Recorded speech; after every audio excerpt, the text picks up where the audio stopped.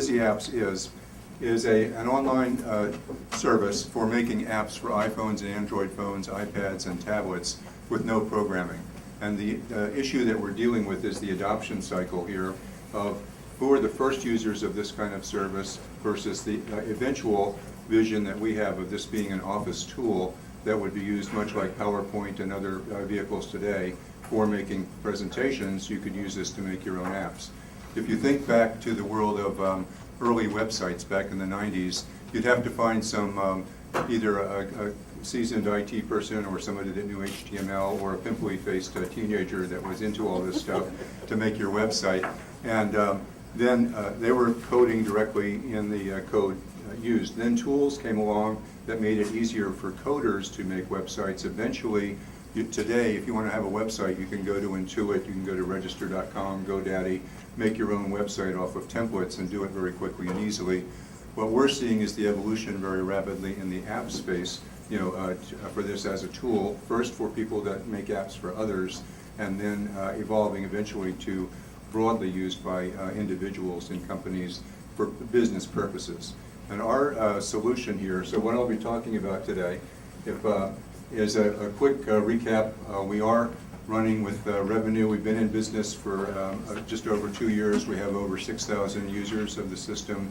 We have funding from angels. We have funding from corporate partners that we're integrating their technology into the solution. And what I'll talk about here briefly is our next stage of go-to-market, of evolving this into the phases. This is what you see on the screen. And what you have is a studio for laying out an app, say as the Massachusetts Convention Center Authority, where you can hook into data for restaurants, for where's your booth on the floor plan, where is your, what are your exhibit receptions, special offers, and so forth. One of many examples. You lay out your screens in the app, you see the screens in a storyboard fashion, and you make connections to the data, most importantly, to bring that into the hands of your user. And in the case of Mike just now, it could be someone could be updating a Google spreadsheet in the cloud that could be pushed out to users as an accountability coach, part of that solution, perhaps just by way of example of this morning's discussion. And so what we're doing is we see evolution of the market in 3 phases. I won't go through all the points here, but first phase is major partners that have technology they want to bring to the mobile space and build it in a mobile format to their existing customers and new customers. That then evolves to a phase of e-marketing agencies and IT consultants using this as a tool to make apps, for their various users as a way to, you can make an app in 1/10 of the time and at about 1/10 the cost of traditional coding methods. And you can design and test the app for free, so it becomes very compelling economically in that regard as it goes forward. But the third phase is getting to where end users are using this, and the tool is robust enough, it's stable enough, it's been vetted by dozens of partners and corporations, so that now when it is in the hands of hundreds and thousands of users and millions of users, it has the capability and scalability to do that on a regular basis. When you're publishing your apps, by the way, the business model is that it's a monthly subscription fee ranging from $29 to $149, ranging from 5 pages of your app and 10 users up to unlimited users, unlimited pages for that cost, which is a small fraction of what it costs to develop an app with coding.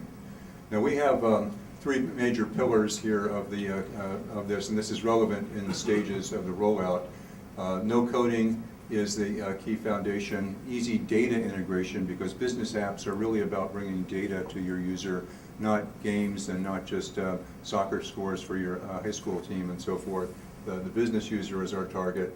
Our revenue, just by way of perspective, right now it's very much professional services oriented, development funding from our partners and some people paying us to do apps, but eventually this rolls out in phases to predominantly being from a broad base of adoption, when it gets to the adoption stage of the end user using this as a tool. So the issues today I have to do in the next 6 months, what's the mix of building the marketing and sales organization around the focus of and balance of technology partners versus reseller channel versus end users, and how we deal with that. And we have this broken out. I'll leave this up here just for reference, but that's the key issue that I'm looking for guidance or direction in this. How do we do these things sequentially or more in parallel? And indeed, what would be your advice?